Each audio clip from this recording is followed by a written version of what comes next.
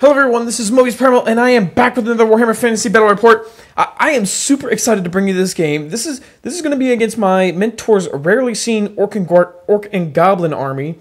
And the scenario that we rolled is Blood and Glory, so one of my favorite scenarios against one of my favorite opponents, 2,400 points. Let's get it on. So this is something cool I want to start doing. We're going to have a parlay between the army's generals before the game begins. So, of course, everybody should know, in the red and blue corner is my General Delita. In the gray pants and the angry demeanor is the Greenskin General, who I don't think my opponent has named, so I'm going to refer to him as Sunshine for the rest of this battle. That's a new rule. If you don't name your characters, I get to name them for you. So, starting down my opponent's left flank, he has 5 Goblin Wolf Riders. Past that rock there is a Mangler Squig. And then those 2 cavalry bases are proxies for Snotlings. My opponent was kind of bummed. He has something like 12 painted Snotling bases because they were actually good in 6th edition, in the 6th edition Greenskin book. And then he didn't use them for the entirety of the 7th edition book because they were just absolutely horrible. Now Snotlings don't suck again in the 8th edition book, but he forgot his models at home. And we split the 3-hour distance between the two of us to meet in the middle and play this game. So, oh well. By the way, what edition book is Bretonnian on again? I think 6. Anyways, in those woods he has 5 Spider Riders. Then his main battle force is kind of squeezed into this corner over here. He has another Mangler Squid. And then 30 Black Orcs, they have the Standard of Discipline, and they're being led by Sunshine there on the corner. He has Glittering Scales, the Fencer's Blades, and the Talisman of Endurance. I really like that character kit, by the way. And then next to them, 35 Big and Savage Boys that are led by his BSB with the Armor of Destiny.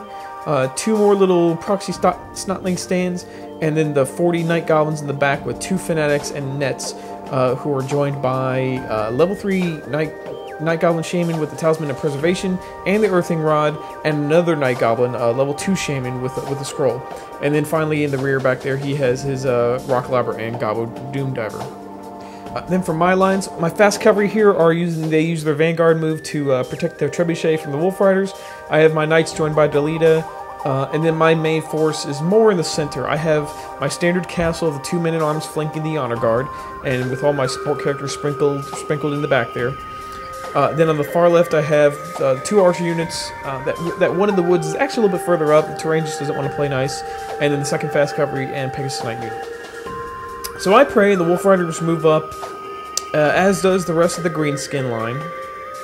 Both Mangler Squigs are in pretty decent position to affect most of my battle force, but other than that, nothing critical. A Magic Missile does kill one of the Honor Guards, while both War Machines fire and do nothing. So we're going to move right into Heartless turn 1. So I didn't want to commit my entire Knight unit to taking out those fast cavalry, so I charged Delita out against the Wolf Riders, who fled, but they didn't flee very far. Still, I couldn't catch my charge roll was pretty lousy. And I move the fast cavalry up to maybe plink off 1 or 2, and I move the Knights up just beyond that hill, pretty far away from the Mangler. But I'm hoping that Mangler comes towards the Knights, and I can pounce on it with my fast cavalry and sacrifice them to get rid of that thing. In the center, I back up my Honor Guard and the rightmost Heartless unit to keep them away from that Mangler, while I move the left one forward right in front of that fast cavalry, or the Spider Riders there. They have the blessing from Sam's icon, so I'm not terribly afraid of the Mangler with them, and I want to keep those Spider Riders from charging my archers and getting in behind lines and killing trebuchets and stuff. Way on the left, I move my fast cavalry up through the woods, which releases the Night Goblin Fanatics, so that's good because they're able to spawn those things without losing the utility of that unit. Plus, they're in a really good position to attack the War Machines next turn. And also, I put the Pegasi move up to threaten the enemy flank, just in case a juicy target should become available. Nothing significant happens in my magic or shooting phase, so we go on to Greenskin 2.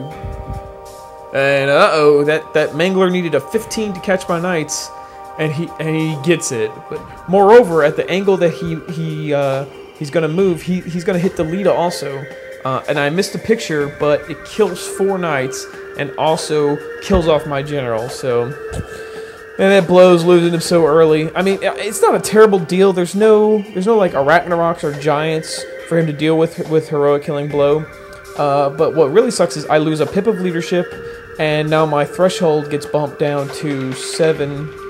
Mine is 7 and my opponent's is 6. I guess I should have mentioned that at the start of the game, but whatever. I was at 9 and he was at 6. Now I'm at 7. It does kind of hurt your feelings to have to pick up your general off the table in turn 2.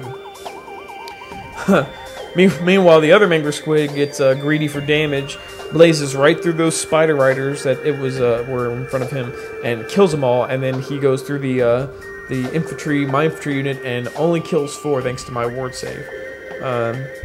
The other Greenskin units start to break up their battle line because one of the fanatics frustratingly got right in front of the Savage Boys, and my opponent, while he doesn't mind losing a fast cavalry unit, didn't want to take 2d6 hits on that Savage Boy unit. Magic is pretty uneventful, but in shooting, that stupid Doom Diver killed 2 of my fast cavalry, who ended up fleeing. So, curses! Now I won't be able to kill that the war machines back there so easily. All right, so now it's on to Heartless 2. Okay, so things like this break my heart. The Wolf Riders, they failed to rally during their turn, and I know if I ignore those little buggers, they'll get lucky and they'll rally eventually, and then they'll end up causing mischief in turn 6 or something like that. So I charge with my fast cavalry, but I failed to charge just like the Lita did, so I can't pick those things off the table. But I do connect a couple other charges though. Knights go into the Snotlings. It'll kick those off the table, and it should get my Knights clear of the Mangler out of his range. Then on the left, my archers charge the other Snotling unit. No one ever expects that, but you know, my shooting probably wasn't going to kill enough of them, and before they could get around my archers and then put my trebuchet in jeopardy. And then I figured I'll charge the flank of the Night Goblins with my Pegasi. I know that the enemy's going to be steadfast, but I gotta slow down the Greenskin advance. Plus, you can see I moved the Honor Guard up just to get it away from the Mangler a little bit and to also receive the Black Orc charge. So last turn, the Doom Diver kind of upset my fast cavalry, but my war machines answer this turn and kill 7 Black Orcs and 4 Savage Boys. So not terrible. Then in hand-to-hand, my archers perform less stellarly than my trebuchets, and they only do like 2 or 3 wounds, win combat, but lose a few in return. And the Pegasus Knights, they do okay. They kill a few, and they wound the level 2 in there. I do lose 1 knight, which is frustrating, and the Gobos predictably, they lose combat, but they stick. And then they reform to face me. And then, of course, my knights paste the Snotlings over here, and then they use that reform to give me a fantastic positioning for a flank charge, should those Black Orcs choose to get stuck in against my stubborn Honor Guard. So the table looks like this going into Greenskin 3. And I cannot believe it. This stupid Mangler gets a perfect direction and distance to hit my knights again. He ends up killing 5. Goodness gracious. And he should be -1 strength since he's not painted. And then the other Mangler gets a perfect roll to thread the needle like back at Mos Eisley Spaceport and hit both the Men-at-Arms and the Honor Guard unit, killing 7 and 2 respectively. Then finally, the silly fanatic scatters through the Snotlings and the archers that whole combat and puts hurt on both units. I wish I could make this stuff up. And then the table looks like this, with the big burly scary orc units backing up because they don't want to get stuck in against stubborn units, while at the time my knights were in a perfect position to flank them the next turn. So I mean, at this point my knights are in survival mode just to keep that standard from getting killed. Magic sees an armor piercing buff on the Night Goblins, but then in shooting, this stupid Doom Diver hits and kills my Knight Champion. So 2 guys left there. I mean, I just got to keep them alive now. And hand to hand, my archers finish off the Snotlings, and then the Pegasi kill a few more without taking any damage in return. The nets are really slowing me down. I hate that upgrade, but you know, they're doing their job. And you start a Heartless 4, and I have no charges. I definitely don't want to put my infantry through the Mangler. Plus that Mangler is in a good spot to keep me from getting charged. So Well, we had a discussion about this during the game for a few minutes. So let's say that Black Orc unit charged my honor guard. That's the rightmost Orc unit versus my rightmost infantry unit. Would they have to maximize contact, thus having them run over the Mangler and take damage, or can they avoid it with a pseudo clipping contact? My opponent rationalizes that if the Mangler were any other unit, say like a Goblin Hero or something like that, he could commence with the clipped charge and not have to take damage. Because you can't go through the friendly unit. My side of the argument is that you have to play it like the Mangler wasn't even there, and you have to move to maximize contact. So you'd have to hit him. Think of it. If the Mangler was 2 inches to the right and he was directly in front of my infantry, those Black Orcs could still charge through the Mangler to get to the honor guard. So why should they suddenly have the option to avoid it if it's in this weird clipping situation? Am I making any sense? I feel like I'm not making any sense. Somebody write in the comments down below that I'm making sense. Anyway, on my left flank, looks like this, and over on the right flank, my knights and fast cav move to finally start putting pressure back on the war machines. The fast cav were free to do that because the wolf riders failed to rally and fled off the table last turn. So hopefully my knights can survive the war machines and then get in and kill them. The entire table looks like this, and then I start to go to town on these Black Orcs. Sam in the magic phase blasts a spear through them and kills 4 or 5 or something like that. And then both trebuchets shell away again and significantly reduce both of these Orc units to the point where they're not even looking very scary anymore. Hand-to-hand happens, and I think I actually lose this time.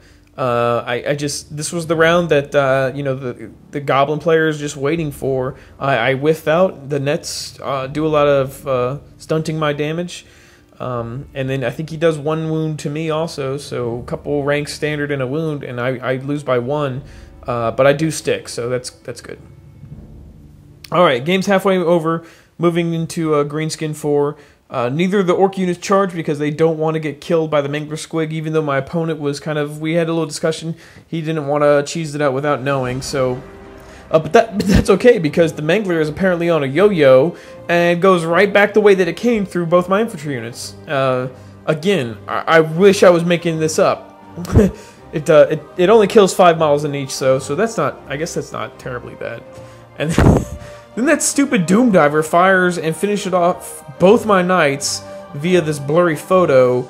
It takes my fortitude down to 6, right? 6. And then the Rock Lobber, who had missed or misfired all game, finally scores a big hit on my archer unit, but only kills 1 guy.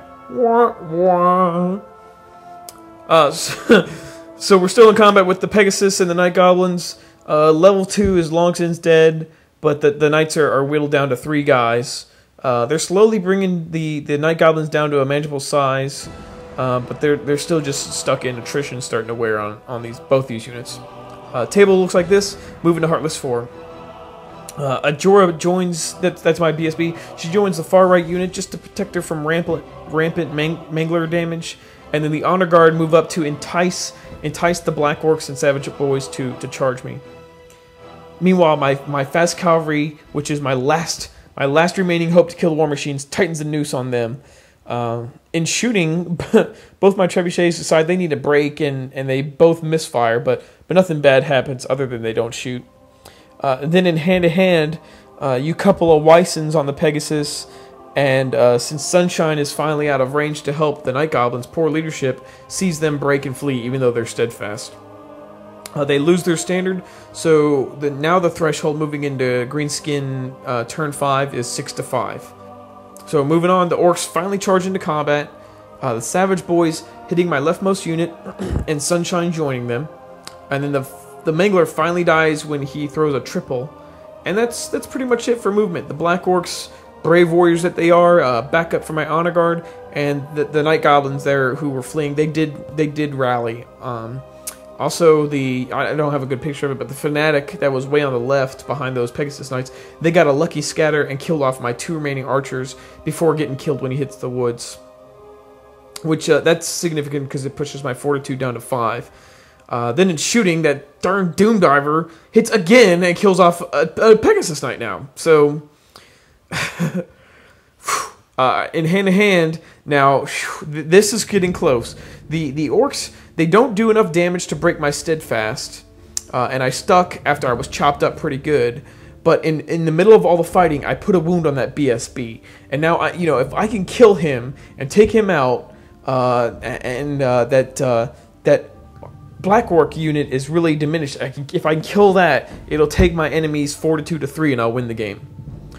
So we're looking at table shot, top shot, going into Heartless 5, and I get many charges to connect.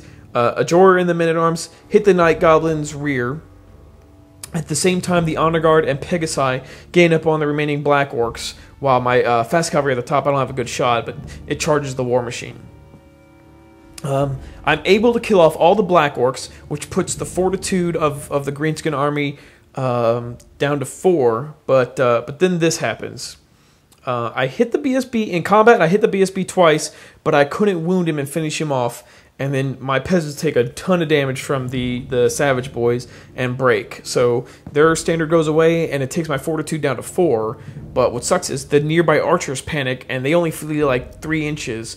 But it's about to be Greenskin in turn 6, so those Orcs are just going to charge them off the table, taking my Fortitude down to 3. And that's going to be the game. I just have the Honor Guard standard, the other Men-at-Arms standard, and then my BSB is it. So it costs me the game. So at the very end, things look like this. Man, this game was crazy how much damage was wrought from War Machines and Fanatic type units. Those Black Orcs went from 30 to 9 just from a couple of trebuchets and an amber spear. It was weird how those Manglers, man, they would just hit exactly where they needed, exactly when they needed to be, even after they lost their directional and they just did a scatter die. During the game, my opponent kept remarking, like almost every turn, how he felt like he didn't have a chance at winning the game. And of course, at the same time, I would reply and be like, I don't feel like I've got a chance to win the game. And that's when you know you have got a fantastic game of Warhammer on your hands. When both players are so tactically taxed that neither player feels that they have the game wrapped up in the bag at any time.